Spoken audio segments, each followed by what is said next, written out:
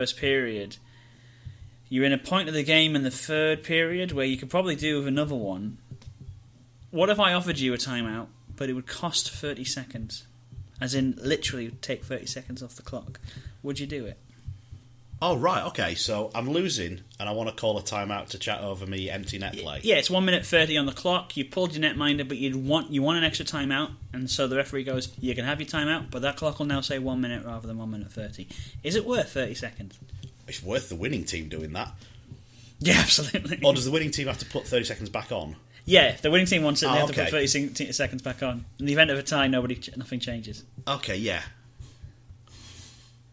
30 seconds is too much. If I'm generally around about the 90-second mark, I'm losing a third of my time. That's too much. 10 seconds, maybe I'd consider it. Yeah. I mean, I've never really liked the way coaches use their timeouts pretty much solely at the end of a game. There's 90 seconds left. I'm going to call me timeout so I can talk about the empty net play we're going to run. Have you not worked on that in training all week? Do you not have a plan for this situation which crops up, I'm not saying most games, but often enough to be a thing that you work on? Yeah, Surely you have a set play from the left face-off circle and from the right face-off circle. Well, is that not one of those things? I always think a timeout right at the end of the game is basically just the coach showing, hey, I'm doing something to everybody else, because he gets the clipboard out, he gets little pieces out, and he shows everybody where they're meant to go. And I'd love for him to go, point at a place on the ice and a skater to go, huh?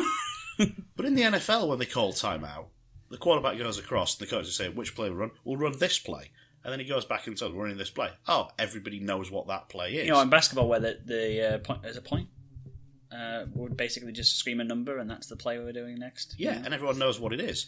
So surely the teams should have a face-off routine that they know what it is. They know who they're trying to get it back to and who's shooting. It feels like they're just drafting it up on the hoof at the last minute. And I don't like timeouts being used for that. I would rather more coaches use them for a breather during the game. Yeah, you think they're far more effective as a way of getting the players and having that... As a momentum killer, yeah. Yeah. Which is, you know... Is it a momentum killer? Or is it a way of being able to... If you've been camped in your zone for a couple of minutes and under the caution shots have been raining in and you're just about hanging on... Yeah. Anything you can do to delay the restart and kill the crowd a little bit.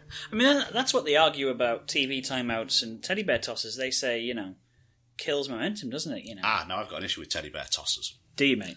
Yeah. Your noted hatred of charity. Not the charitable arm of it. That's terrific. Okay, fine. We should all donate more to charity. Fine. But they always say that it kills the momentum of the team who scored. Yeah, it's always the argument. And it happened the Steelers did theirs the final game of the season, a title decider. Yeah. We were all over the Devils. We just equalised. Oh, it killed all the momentum. Well, no, we went on to dominate most of the rest of that period as well, and scored early in the third and won the title. Great. Yeah. No one's blaming the teddy bears after that. But doesn't that give the defence a chance to kind of reset mentally? Of course it does. So if the teddy bear toss thing was true, and that scoring a goal was immediately followed by a long break killed momentum, why do fans not get really annoyed? Oh man, I can't believe we scored with 1 second left in the first period. That's going to kill our momentum now. That's true. They've got 15 minutes to sit down and reorganise after this. Yeah. If only we'd scored it at the start of the second instead, we'd have had all that momentum. No, it's a great time to score at the end of the period. Yeah, because you go in bouncing. Because you can't be hit straight back. That's true. You're not going to get caught by that sucker punch. You're all busy high-fiving and congratulating each other and trying to work out who got the assist. Meanwhile, the other team's already dropped the puck and they're off and they're at you. It's amazing how they talk about these delays in games. Because, I've been watching... My wife's kind of getting into figure skating, so I've been watching a lot of figure skating. And there's a Japanese skater called Hanyu, who, if you know figure skating, you'll know exactly who I'm talking about. He's famous for liking Winnie the Pooh. He also has a ridiculously loyal fan base. So 7,000 of them went to Helsinki just to see the kid dance for 2 minutes. And then after he's finished, they all chuck these teddy bears of Winnie the Pooh onto the ice. It's the most surreal thing in the world. And the commentators were saying the exact same thing. Oh, do you think this gets into the head of his opponent? Does it affect the skater who's on next? And I'm like, I don't know. Is it that effective? Well, to be fair, the skater on next has spent months and months preparing for this moment. They can probably wait for another 2 minutes. That's true. It's like, they talk about it in the World Cup. Oh, Harry Kane's a long delay before this penalty. well, Harry Kane hasn't taken a penalty since training yesterday. I'm sure he can wait another 2 minutes. His technique isn't going to dissolve in this overnight. time. But then they say that in the NFL with icing the kicker, don't you? You know, you apparently... Yeah, we've spent on the sideline for 3 hours waiting to kick. Yeah. 30 seconds. Oh, great, I'll wait another 30 seconds then. No. You know, they do this every game, every season. Hmm.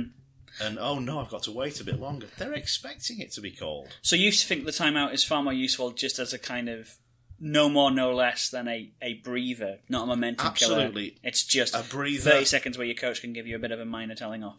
Yeah, absolutely. And I'd like to think that you could have a second one if you wanted one. So in the idea of sort of buying a timeout through, okay, this face-off will take place in our own zone. I know the face-off should be in the attacking zone, but I'd rather stop the game, have a chat with my team, because we've been under the cosh, we need a little bit of a break, I need to just get a few home truths in. I'm prepared to sacrifice a couple of zones for this face-off. I'm not sure losing 30 seconds at the end of the game is a price that I'd pay. No. But I'd lose a couple of zones. I might even be prepared to take a 20-second penalty kill. Oh, okay, as a kind of the punishment. Because I think that might just focus a few minds. You know, if the team's just been a bit sort of lackadaisical at the start of the game. Right, actually, guys, sort yourselves out. Go and penalty kill for 20 seconds. Oh, can you imagine the coach who does that, though? And then they score. Well, yeah, it's not ideal. But how often have you seen a team go 2-0 down, the coach call a timeout, and before the end of the first period it's 4-0 anyway? Yeah. Well done for that timeout, boss. I wonder what they say, other than pack it in, you know, when they get them all huddled around. Because you get some coaches who get very animated arms flying, where it looks like they're just basically saying, "Where the hell are you? Pack it in," you know. Yeah, but I don't think hockey would miss timeouts if they weren't there. I forget they exist. Yeah. When they happen, I have to. So, for people who don't know, I work up in the White House during Steelers games, and I have to remind everybody about timeout protocol. So during timeouts, we're not allowed to play any music or anything like that. But every time they happen, we have to get reminded. And also, it's sometimes very, very difficult to find out who's called the timeout, because the referee will make the timeout call and then will briefly point in the direction of the box. And if you're not watching, you know, I called the timeout, and they're so rare. Do you see what I mean? Like, you even forget that they exist, and therefore, if they're so important, why do we have them? Because again, in NFL, you have 3 timeouts. In basketball, you have more than 1 timeout. You know. There is one thing I would like to do with timeouts, though. Go on. I would like you to be able to call them during play, providing you're in possession of the puck. So you can't call timeout on an opposition that's breaking in on your goal. But if you're penned in your own zone and you can't get out, if you've got possession of the puck for the purposes of, like on a delayed penalty, all right, now you have possession of the puck, the referee can blow the whistle. If you've got the puck, you can signal timeout and the referee stops the game. Well, that'd be interesting. Because then it could be used tactically. Yes, and then actually, it's, do you want to burn your timeout now, or do you might need it later on in the game? Adds a nice element to it, doesn't it? Yeah, because a team that is penned in its own zone and has been out there for a minute and a half and is really pegging and they're under all sorts of pressure and they just can't get the puck away and, oh my God, we're going to concede. Got the puck, timeout. I need a break. Yeah. That is a great use of a timeout that you can't do at the moment. No. You're just going to have to suffer and then concede. Yeah, it just does seem to be, at the moment, its use is for a telling off, or maybe saying to your netminder, turn around, go back in your net, please, because we need you to be performing today. Yeah, it was strange what Tom Barrasso did for the Steelers a couple of weeks ago, where he changed his netminder just so he could have a chat to his team, because it takes a long time for a netminder to come off, the other netminder to put his helmet on and go in. And it gave his team a couple of stoppages inside a minute to have a proper breather and a proper break. So he obviously thinks that his timeout is so valuable, I'm going to need it later. And he did, to be fair, use it later in let's pull our netminder and try and tie the game up situation. So if you gave teams more timeouts, they probably would use them. Because coaches, I think, hang on to them for this one scenario. But if they're almost too precious, aren't they? Yeah, because there's only one of them. Yeah. So if you give teams the opportunity, you start with no timeouts, but every timeout costs you something. So either it costs you, you've got to go back a couple of zones, it costs you a few seconds of penalty kill. or it costs you genuine time off the clock in a losing scenario. You have to be a bit more creative about whether you choose to use them or not. It's too formulaic at the moment. Yeah.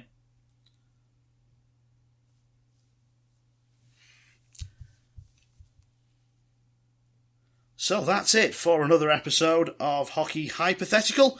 If you have any comments about the issues we discussed or suggestions for future episodes, then tweet us at HockeyHypo and make sure you leave us a comment and a rating wherever you're listening from. On behalf of Stephen Dowson, this is Jonathan Fernley saying goodbye.